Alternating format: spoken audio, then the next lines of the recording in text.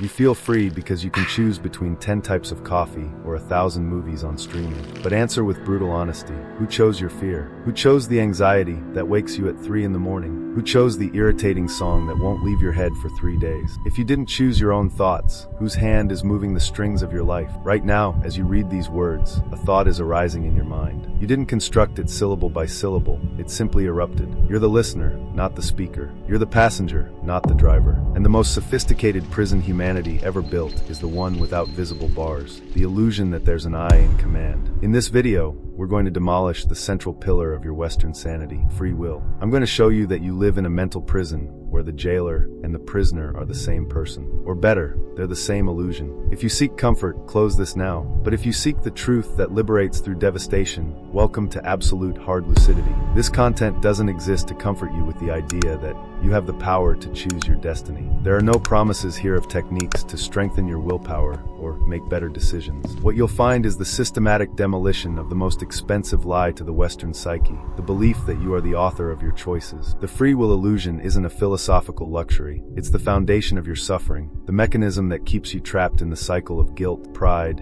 and control addiction that defines modern existence. Strategic Buddhism doesn't romanticize freedom. It defines it with surgical precision. Freedom isn't doing what you want. It's recognizing there's no one wanting. The doctrine of Anatta, the Buddhist non-self teaching, isn't abstract philosophy for academic debate. It's the scalpel that cuts the deepest illusion, that there's a pilot in the cockpit of your consciousness. Neuroscience and ancient wisdom converge on this uncomfortable fact. The brain decides first, and the I is just the notification that appears after the decision has already been made by biological programming and conditioned behavior. When you believe in free will, you carry the impossible weight of total authorship. Every failure is your personal fault. Every victory feeds blind pride. You live in perpetual warfare, trying to control the uncontrollable, a passenger not driver pretending to steer. The mind prison without bars is this: you believe you're free because you can choose the color of your cell walls. The illusion of control generates the anxiety that defines your existence, the constant terror that if you don't manage every variable, everything will collapse. This video will show you that what you call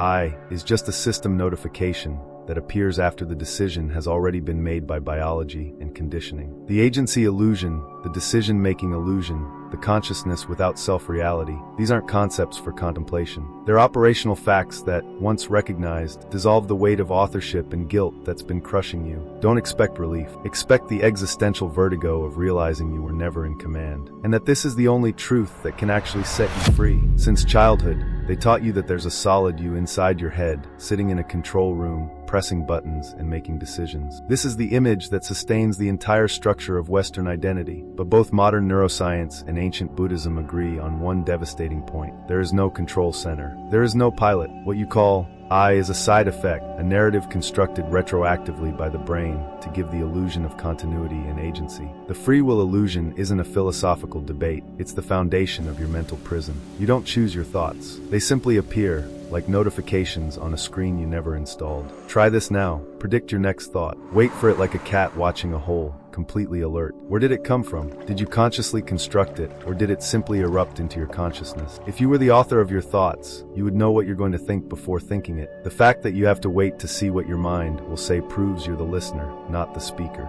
This is the thought origin mystery that dissolves the authorship illusion completely. You don't choose your desires either. They're implanted by biology, hunger, sex, survival, or by social conditioning and mind programming, status, validation, consumption. The agency illusion makes you believe these automatic impulses are yours, that they represent some core authentic self making autonomous choices. But desire control is impossible because there's no you separate from the desire to control it. The observer consciousness watching the desire arise is not the owner of that desire. Buddhism calls this anatta, non-self. There is no solid core, no pilot consciousness. There exists only a flow of processes in constant change, with no owner behind the curtain. The invisible prison is believing that these thoughts and desires that arise without your permission are yours. You identify with them. You defend them. You construct an entire identity around neural patterns that were programmed before you had any awareness. The self is illusion, and recognizing this isn't philosophical entertainment. It's the surgical cut that reveals the mechanism. When you see that the continuous identity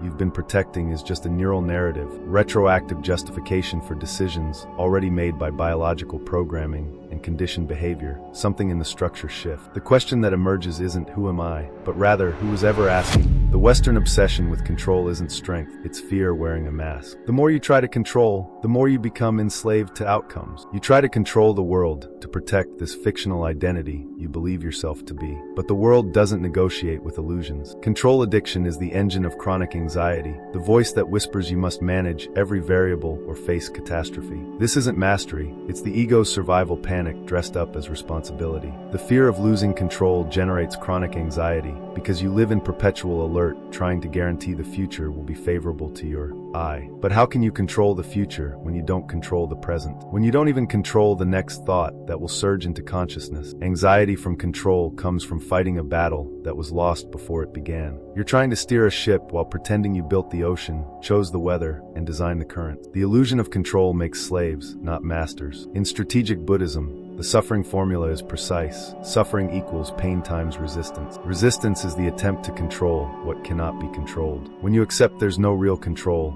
resistance drops to zero. The pain continues existing. It's part of the causal flow of conditions, but the suffering, the dramatic narrative you construct around the pain, disappears. This isn't resignation, it's operational precision. You stop wasting energy demanding reality conform to your preferences and start navigating the terrain as it actually is. Sever ties practice applied here means abandoning the need for things to be different than they are. Control is the tightest knot in the rope that needs cutting. When you sever ties with control addiction, you become operational for the first time. You stop fighting against reality and start moving through it. Think about the moment you're stuck in traffic, heart racing, as if your anger could somehow restructure the highway. The control mechanism screams that you should be able to influence this, that your frustration serves a purpose. But outcome detachment reveals the truth. Your resistance changes nothing except your blood pressure. The traffic exists independent of your internal narrative about it. This isn't a meditation exercise to calm you down. It's a test protocol to prove empirically that you're not in control. Execute it now,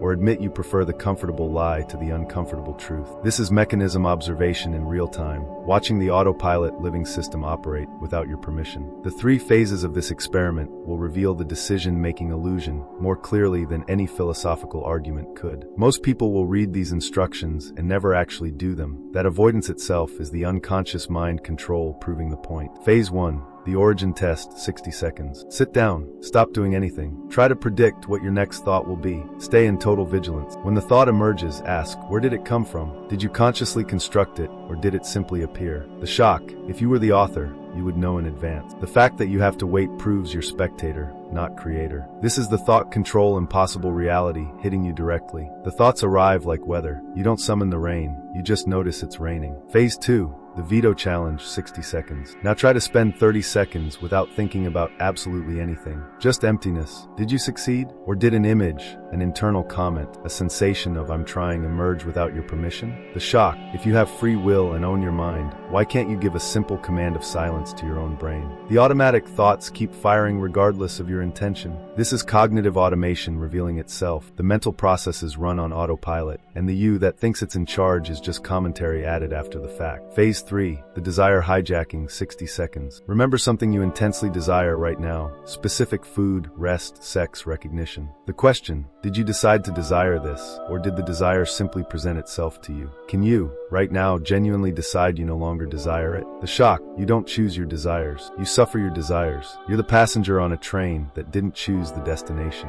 The biological programming and conditioned behavior determine what you want, and then the neural narrative constructs a story about how you decided to want it. This is the agency illusion collapsing in real time, and what remains is just the raw experience of being operated by conditions beyond your control. If you don't know what your next thought will be, if you can't stop thinking, if you don't choose what you desire, who are you? The answer is simultaneously devastating and liberating. You're not the character. You're the space. You're the screen where the movie of personality is projected. The I you try to protect is just a fictional character your mind created to try to make sense of biological and social chaos. There is no central author. There are only processes happening chemical, neural, conditioned, and there is a consciousness observing these processes without being them. The anatomy of the illusion becomes clear when you examine the beliefs closely. The belief, I make my decisions. The reality, the brain decides first. The I only justifies afterward. Studies show neural activity predetermines choices seconds before conscious awareness registers them. Predetermined choices masquerading as free will. The belief, I am my thoughts. The reality, thoughts are weather events in consciousness, mental cinema you watched but didn't write. The belief, I need control. The reality, control is an illusion generating anxiety, the mind prison you mistake for safety. The belief, I am someone special. The reality, you're a flow of causes and conditions without a center, a causal flow with no pilot. When you recognize there's no I controlling everything, a liberating phenomenon occurs, the end of authorship weight. If there's no central I, there's no personal failure or blind pride. There exists only action and consequence, cause and effect without a narrator. You become a purely strategic operator. Without the need to defend a fixed identity, you become adaptable. You flow through chaos because there's nothing solid in you for chaos to strike. This is consciousness without self, not as mystical state, but as operational fact. Think about the person who spends years in guilt over a past decision, replaying it endlessly, torturing themselves with, I should have known better. But if the brain decides based on conditions present at that moment, and the I is just retroactive justification, where does guilt actually live? It lives in the illusion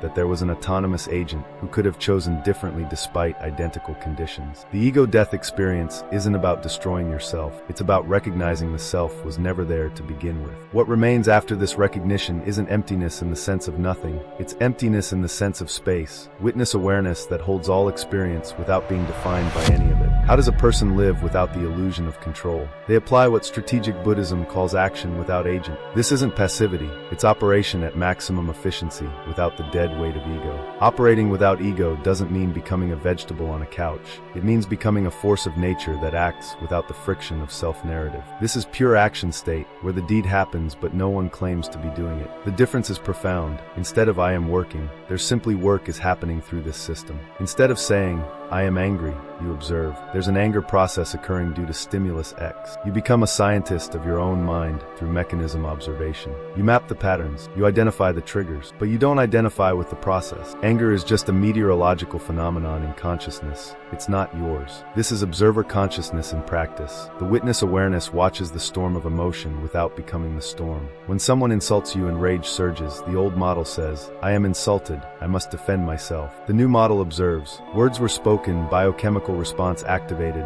action without agent can now choose the optimal response without ego involvement. You do your best, but abandon the claim on the outcome through outcome detachment. If the result was good or bad, it belongs to the flow of causes and conditions, not to your ego. This isn't resignation. It's operational precision. You remove the emotional friction that wastes energy trying to force reality to confirm your narrative. Think about the entrepreneur who launches a business. The ego version attaches identity to success, becomes the business, suffers personally when metrics decline. The empty mode version operates the business as experiment, adjusts based on data, remains stable regardless of outcome because there's no someone who needs the business to validate their worth. You accept you're a complex system reacting to environment through environmental design behavior. Instead of fighting to have willpower, you design your environment so the automatic reactions of your system are the ones you want. You don't try to control the system from within. You manipulate external conditions so the system operates as desired. This is hard lucidity applied, behavior engineering without the illusion of authorship. Remove the cookies from the house rather than fighting desire. Structure morning routine to eliminate decision fatigue. Accept that your biological programming responding to conditions, then become the architect of those conditions instead of pretending to be a heroic willpower warrior fighting your own nature. If you did the experiment seriously, you felt a cold in your stomach, an existential vertigo. Your ego is panicking right now, screaming, if I don't control anything, then I am nothing. Don't flee from this sensation. This panic is the sound of your mental prison bars being shaken. The ego panic survival is biological. Your I is a defense program that fears its own deletion. This isn't a malfunction. It's the system recognizing a threat to its fundamental operating assumption. The identity dissolution you're experiencing isn't madness. It's the first moment of actual sanity you've had in years. The first first step is understanding this fear is biological through embracing the vertigo. When you feel you're hollow, you're not going crazy, you're finally becoming lucid. The hollowness realization isn't emptiness as lack, it's space as capacity. Practice, feel the fear as raw data. Say mentally, panic is a process occurring in consciousness, but there's no one being panicked. Observe the fear without becoming the fear. The self-identity crisis feels like death because the fiction you've been defending is dying, but fictions don't bleed. What you're experiencing is the no-self Buddhism teaching hitting experientially, not intellectually, and the ego's last defense is to manufacture terror, to make you run back to the familiar prison. The biggest trap now is trying to rebuild your I by running to comfort. Don't do that. Become the space, not the content. Imagine your mind is a movie theater. The film that was playing was your life, and you thought you were the hero on screen. Now you realize the screen is blank. The panic comes from trying to find the character. The guide, stop looking for the character and realize you are the room. The room doesn't suffer with the movie. The room doesn't die when the movie ends. The room simply is. This is witness consciousness recognizing itself. The awareness that was always present but obscured by identification with the mental cinema metaphor playing out. You'll ask yourself, if I don't have free will, why should I get out of bed tomorrow? The strategic answer, because the system continues operating, but now you're a conscious operator of the mechanic. You don't need an I to be excellent. An arrow doesn't need an ego to hit the target. It needs geometry and momentum. Start treating your actions as scientific experiment through identification practice. Don't say, I'm going to work. Observe. The body and mind are moving to execute task X. This removes the weight, stress, and anxiety of authorship. The transition to action without agent means operating with maximum efficiency because there's no internal narrator demanding credit, fearing judgment, or constructing elaborate justifications. There's just the deed happening through this biological system, optimized by conditions you can engineer. This is the greatest benefit of the I absence. If there's no central controller, guilt is a logical failure. Pride is a hallucination. Both depend on the belief that a solid agent exists responsible for actions. When this belief falls, guilt and pride fall together. Guilt elimination and pride elimination aren't moral positions, they're mechanical fact. The authorship weight removal reveals that both guilt and pride are artifacts of the same illusion. The belief that you could have been different despite identical conditions. This is liberation through recognition, not through effort. Guilt is the weight you carry for believing you could have chosen differently. But if choices are the result of causes and conditions, genetics, environment, conditioning, predetermined choices based on biological programming and social conditioning mind, where is the space for guilt? Use error only as data to adjust the system's trajectory. Without the I in the way, you become a pure learning machine, infinitely faster than any person trapped in ego. Think about the person who made a terrible business decision 5 years ago and still carries the shame. Every day they replay it, torturing themselves with, I should have seen it coming. But that decision emerged from the exact neural state, information available, and emotional conditions present at that moment. Guilt assumes an autonomous agent transcending those conditions, an agent that never existed. Pride is the need to inflate yourself for victories, as if you did something special. But if there's no author, there's no personal merit. There's only the flow of causes and conditions that produce that result. This doesn't diminish excellence. In fact, it allows you to operate with excellence without the noise of ego demanding recognition. You become the arrow that doesn't need applause to hit the target. The person who achieves something remarkable without pride isn't humble in the moral sense. They're accurate in the mechanical sense. They see clearly that talent, opportunity, effort, and outcome arose from determinism versus free will intersection, not from some heroic, I-deserving celebration. The amputations of guilt and pride create something unexpected, operational clarity. Without guilt draining energy into past regret, without pride distorting present assessment, you operate in real time with what is. When the project fails, there's no guilt drama, just analysis. What conditions led to this outcome? What can be adjusted? When the project succeeds, there's no pride inflation, just observation. These conditions produce this result. Can it be replicated? This is void habitation as practical tool, not mystical state. You're not denying responsibility in the functional sense. You still adjust, learn, optimize. You're just removing the fictional someone who supposedly could have transcended the causal flow through sheer willpower. The relief is enormous. You can finally stop carrying the impossible burden of being an autonomous agent in a deterministic system. In moments of maximum pressure, when the ego tries to resurge and retake control, you need a verbal anchor. This isn't a relaxation mantra. It's a structure command to remind you where true operation happens, in the void, not in the character. The mantra: thoughts arise, but they're not mine. Actions occur, but there's no author. Control is a weight I choose to drop. I am the void where life resolves itself. This is consciousness sovereignty anchored not in power, but in absence, strategic operator mode, without the fiction of a pilot. Each line is a disassembly instruction for the identification practice. Thoughts arise, but they're not mine. Cuts identification with mental content and dissolves the authorship illusion.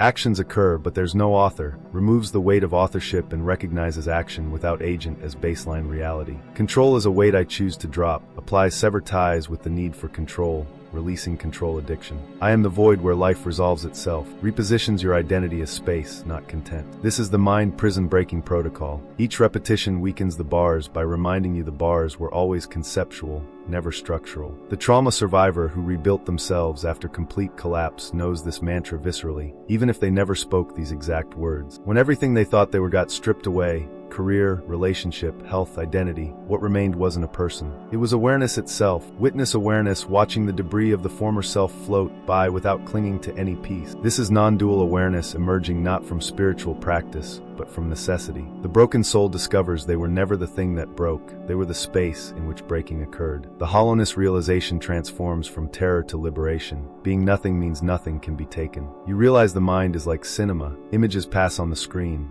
but they don't alter the screen. You stop being the character in the movie and become the space where the movie occurs. This is the supreme hard lucidity, freedom of those who realized they were never in command and therefore never had anything to lose. When desire surges, you repeat the mantra and watch desire as phenomenon, not as command. When fear grips, you anchor in the void and observe fear as weather pattern in consciousness. The mental cinema metaphor becomes lived experience. You're not trying to control the film, you're recognizing you're the theater. And theaters don't panic when horror movies play. They just hold the space, unchanged, as the images flicker and fade. What you consumed here wasn't consoling philosophy. It was the systematic demolition of the lie that sustains the entire structure of Western identity. From this moment forward, you no longer have the excuse of ignorance. You know that free will is the bait that keeps you trapped in the machinery of suffering. The free will illusion isn't just wrong, it's the source code of your anxiety, guilt, and pride, the mental prison you've been defending as if it were your home. You now see with clarity that the I you spend your life protecting is just a system notification, a narrative constructed retroactively to give the illusion of continuity.